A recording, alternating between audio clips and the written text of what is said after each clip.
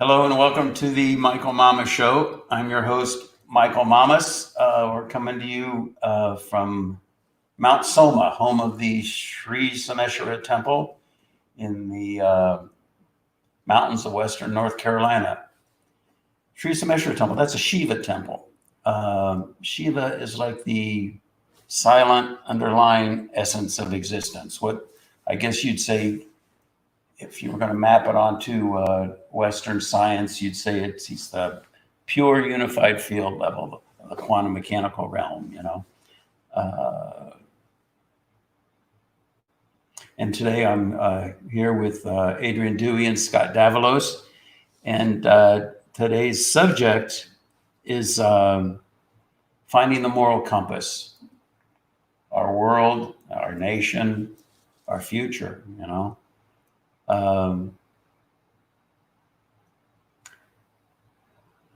I think we do well. First, what is a moral compass? What is the moral fiber?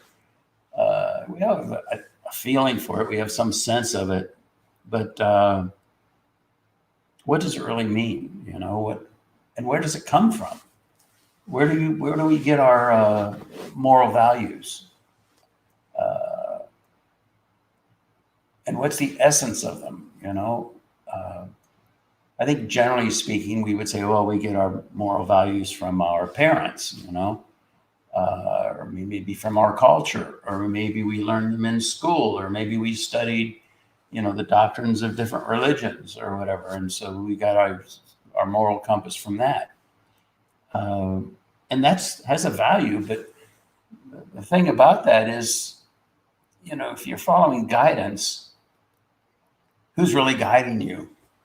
And how aligned with the essence of moral compass, how aligned are they with that? You could say religious leaders. Well, they're religious leaders, extremes in all sorts of directions. Our parents, well,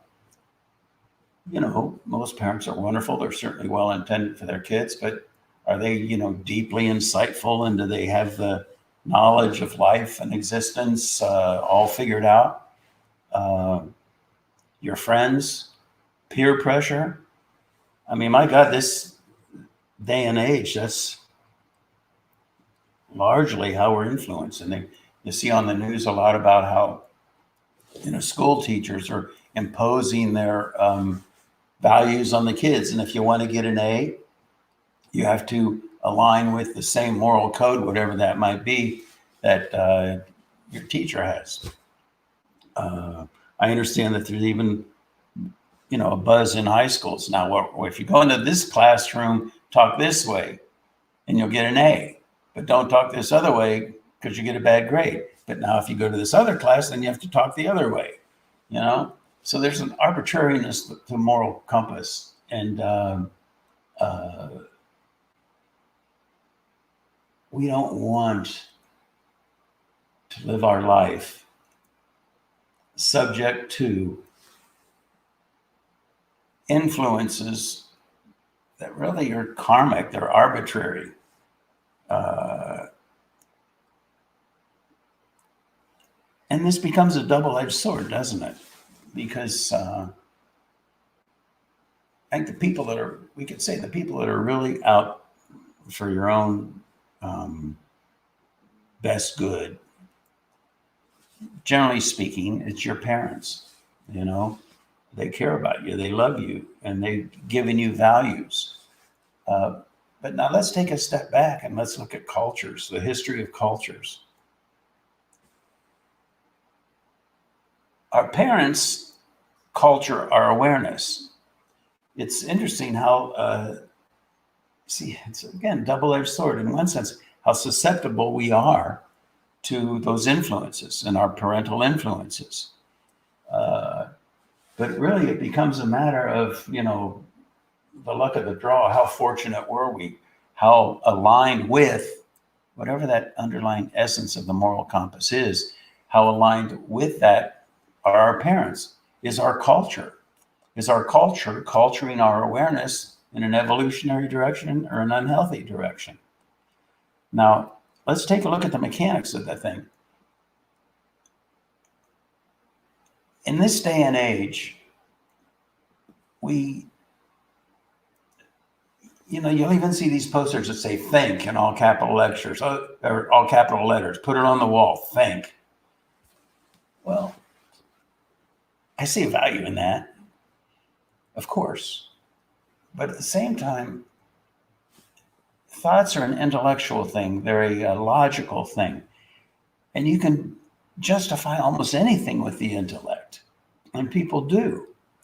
And so if people aren't rooted into that moral fiber, that underlying essence of the moral compass, then what happens is through the generations, just naturally, what happens is slowly, we get off on different intellectual tangents, ivory tower, if you want to call it, whatever. And slowly, we become less and less in touch with that deeper wisdom, that deeper knowledge, a deeper understanding of life and its nature, and what direction we need to go to live a moral life. And you don't have to look very far to see the truth of that. I mean, just flip your television channels from one news station to the next. The extremes in both directions. Something's not going on right here. And how do we know, which worldview do we align with? The one that we're influenced by most, or the one that we have intellectually justified that seems the most logical to us?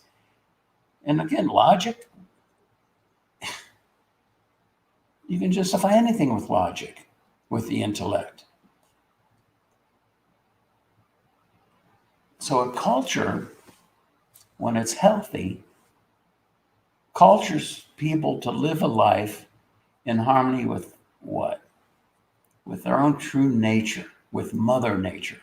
Remember, we are one with Mother Nature. Sometimes we think of nature as, oh, that's that stuff out there in the woods or in the forest. It's not in the cities or whatever. That's not right,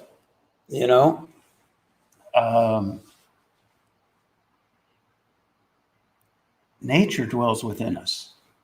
We are one with nature. We are one with Mother Nature.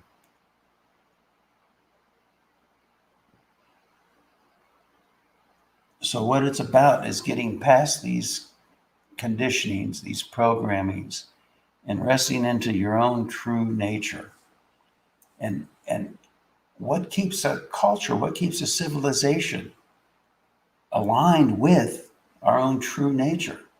Those, as some people have put it, inalienable rights. What does that mean? They're inalienable. They can't be separated from us. Why? Because it's our essential nature. And so when a culture is healthy, it supports what is natural, what is inherent into our own true nature. But we get confused, with our intellect, and we get led astray, So what do we do? What do we do? How do we move forward with our lives so that we can live in harmony with nature, with Mother Nature, with our own true nature, Well, what happens is when things get more and more askew, when things get more and more imbalanced, out of balance, it creates a tension in the culture, it creates a tension in society. And as that tension gets greater and greater and greater, polarization, negativity, arguing, conflict, as it gets greater and greater, what happens is that tension builds up, and then it forces the pendulum to swing the other way, and that's where we are right now. It's not my intent, it's not my purpose, it's not even my interest to try to say, okay, live this way, do this, do that, and then you'll be living in harmony with nature. It's got to come from inside of you. Pamela Anderson said an interesting thing. I hardly know who she is. I've seen her on TV, I think. I have, but I don't really know anything about her. But I like this quote of her.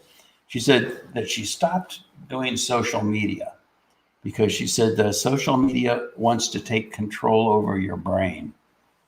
I thought that was pretty good, you know.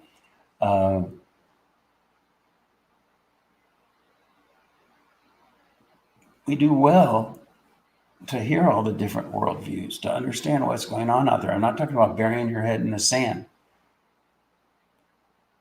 but I'm talking about how do we free ourselves from all that conditioning, from all that programming, from being pushed in whatever direction our environment, be it our parents, our peers, whatever, have pushed us in. And one way is just go with the flow of nature. When things get crazy enough, all of a sudden nature itself is going to say that is enough, and it swings back in another direction and comes back into balance. But we can facilitate that process. One, and this isn't easy to do, it's just not. Because as human beings, we are really predisposed to culturing our awareness consistent with some environmental factors, be it our teachers, our parents, what have you.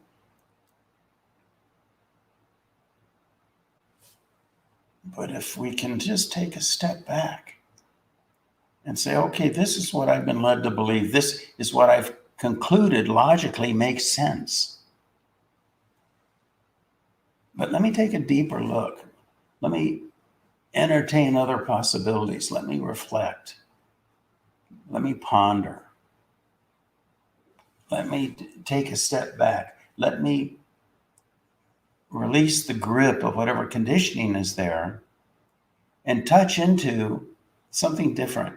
Touch into the depth of our own inner wisdom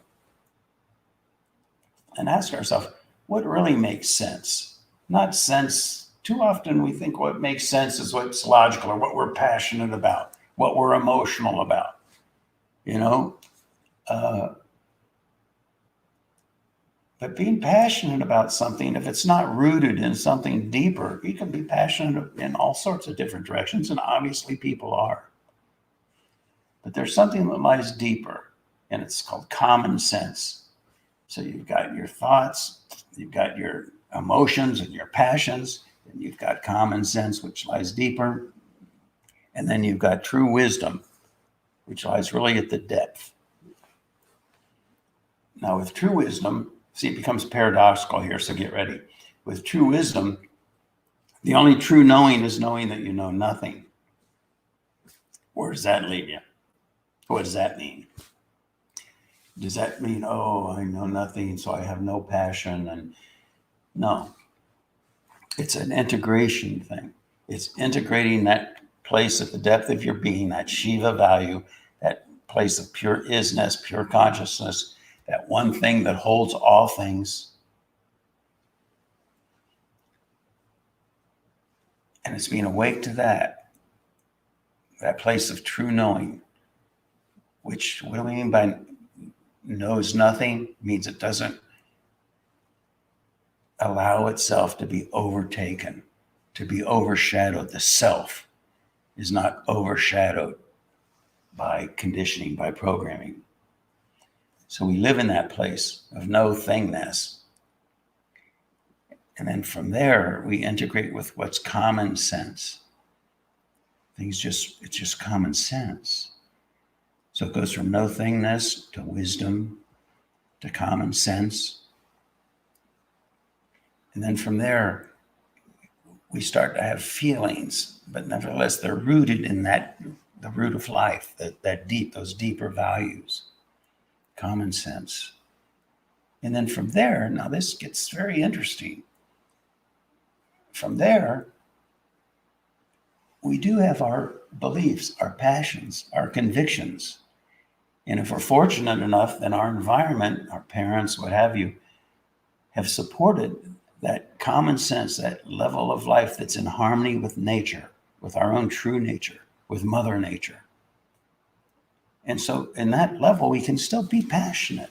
We can still have convictions, strong convictions. but they're not from the outside coming in. They're from the depth of our soul, welling up and blossoming. You see? But it's been going on for too long now that we've been too strongly influenced by the surface of life, that it's overtaken us and it's overshadowed the best of who it is and what it is we are. We've lost touch with the moral compass. One great example, there's a line I heard. It said, if dogs run free, why can't we? I mean, really?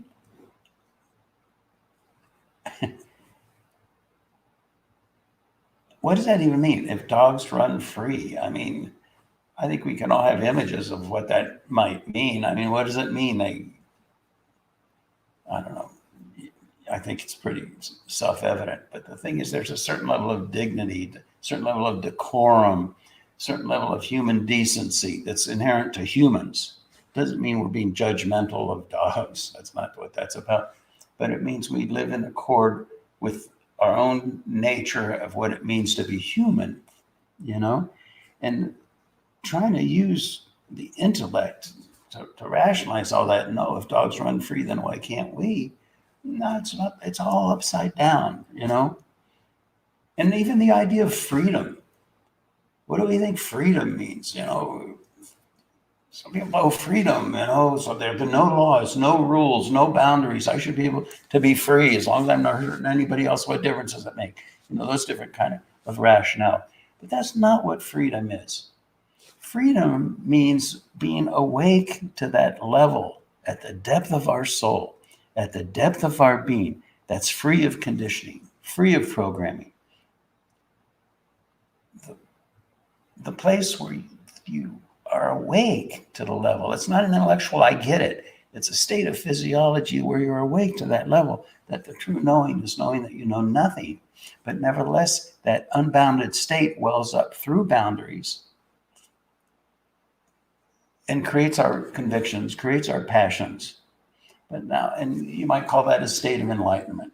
But we need to understand too, that just because two people are enlightened doesn't mean they have the same passions. Doesn't mean they have the same convictions. Doesn't mean they have the same beliefs.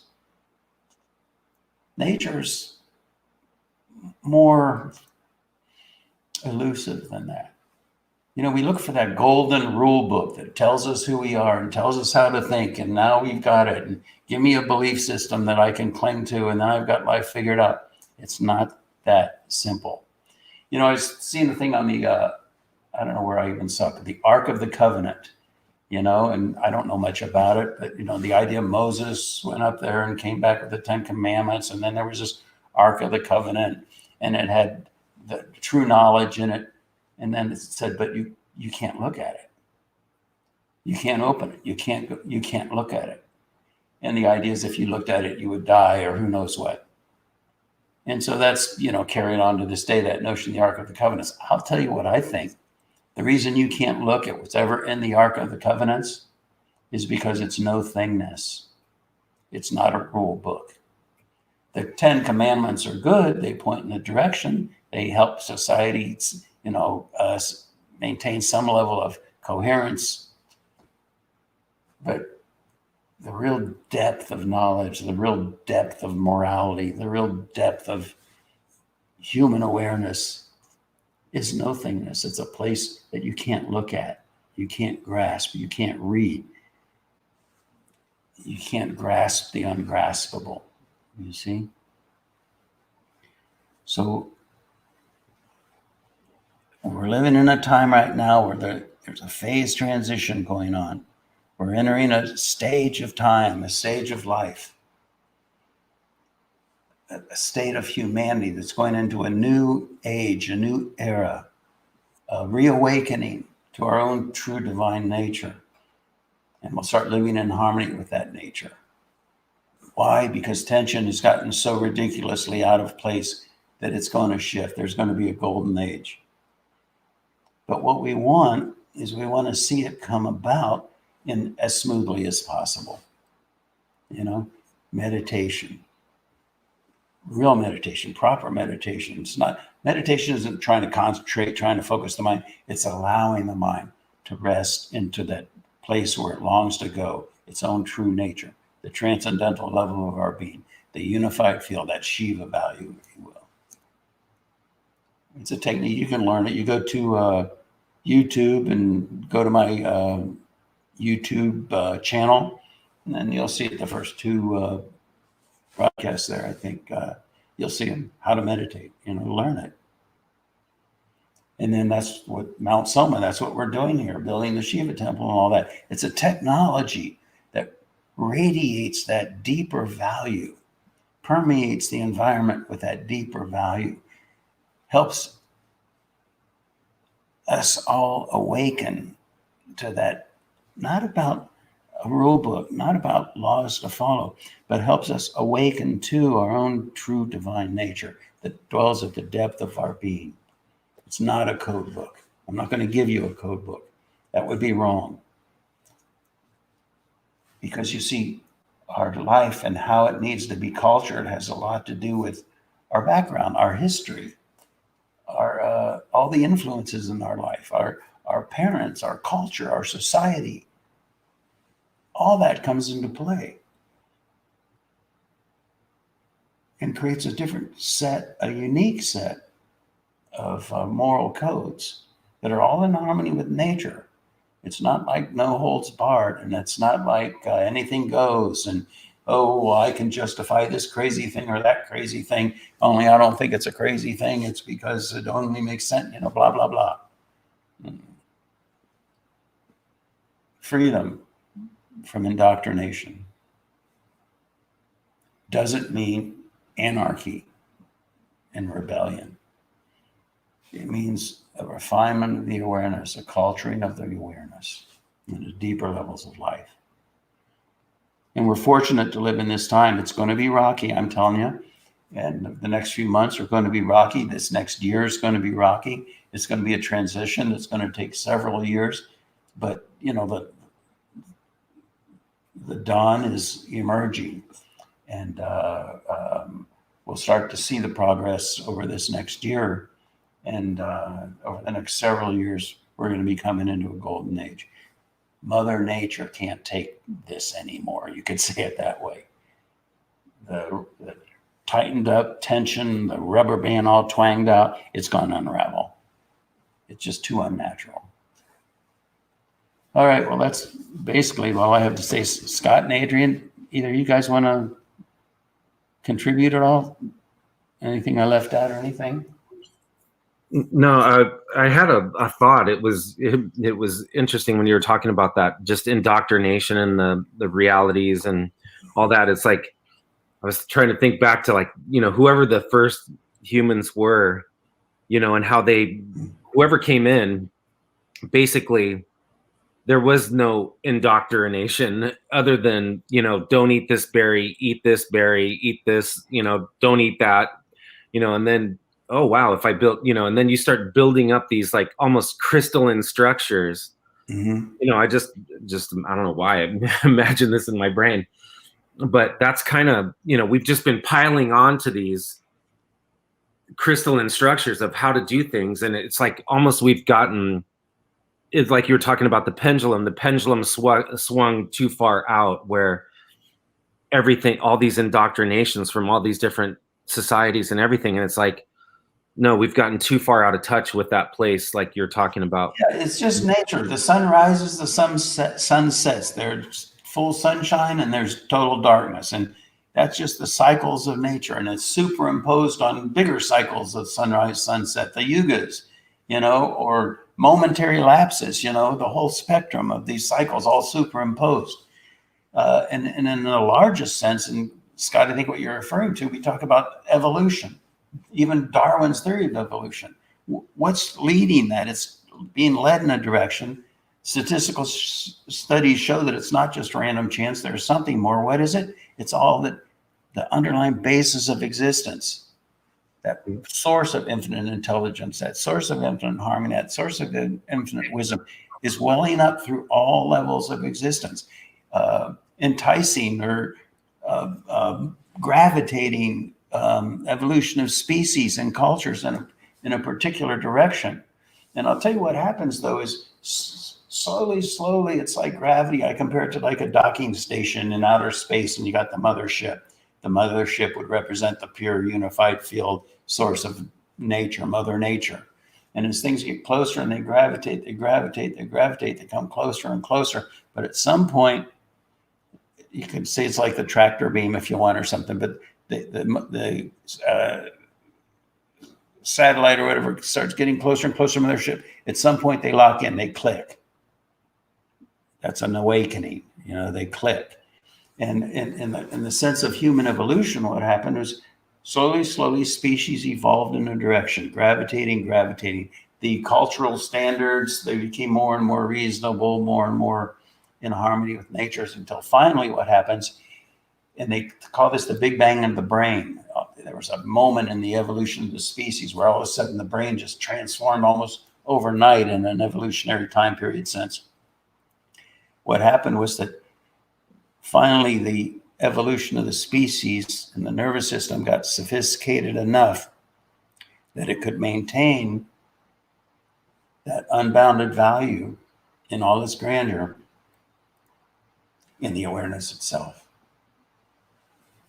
Now, Michael, can you speak about like the chit too? Remember how we talked about how it goes from concrete to da da da da da da da, kind of, because I think that's a big part of it too. Because it's like I was talking to somebody else. It's like the Jedi mind tricks. They work on people that have weak minds, or whatever. They're just so. Well, it's a funny thing. Yeah. First, let's talk about the chit. The chit is the storehouse of impressions. And the idea being that in a certain state of awareness, in a certain, we could say lesser evolved state of consciousness, we get conditioned and programmed and cultured into thinking and functioning and perceiving the world and having these convictions in a certain way. And we're just locked in. We're just fixed. It's like concrete. And any influences that come in, they just bounce off. There's no chance of evolving.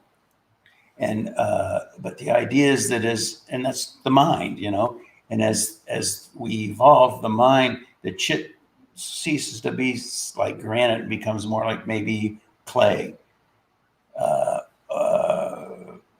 And so any impressions that were etched upon the granite, now with the clay, if there's an impression, it's there, but it's more easily smoothed over. And then it becomes like gelatin, and then water, and then air, And that's what Zen Buddhists mean, by the way, it's the state of no mind. There's no chit, you can say it that way. And so what happens in that case is that you become aligned, not with this conditioning thing that's going on, but with that source of infinite wisdom and knowledge that lies beyond thingness, but is the underlying basis, that Shiva value. And then we're living in harmony with nature. But see, it becomes interesting then, because, well, does that mean that, you just get blown around like in the wind? No, not at all. In fact, it's quite the opposite. You're rooted in the infinite wisdom, the infinite intelligence, the infinite creativity, flexibility, inherent in the nature of that transcendental Shiva value itself, And so then, though you become flexible, you are simultaneously rooted, just like a tree, a great tree, a mighty tree. It blows the wind, whatever direction it's blowing, it accommodates, it deals with it, adjusts to.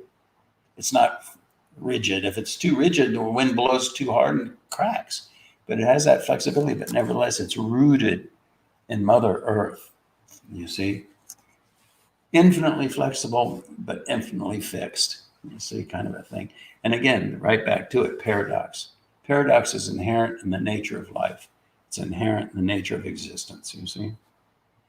Well, that's what I was wondering too, is how do we start to bring awareness around? Because like you said, all these social media things are trying to program a certain directive depending on who you're looking at. Is it just bringing about the awareness that that's happening? Because I think one of the problems that we're having now is that if you find something that resonates with you, even though it may be a false resonation, or however you want to say that, you can just drive that home, and that concrete shit, because that's what you're going to watch all the time. It's like watching CNN or watching Fox. Yeah, a lot of times what we think of as education is really just indoctrination, which is really just reinforcing the shit.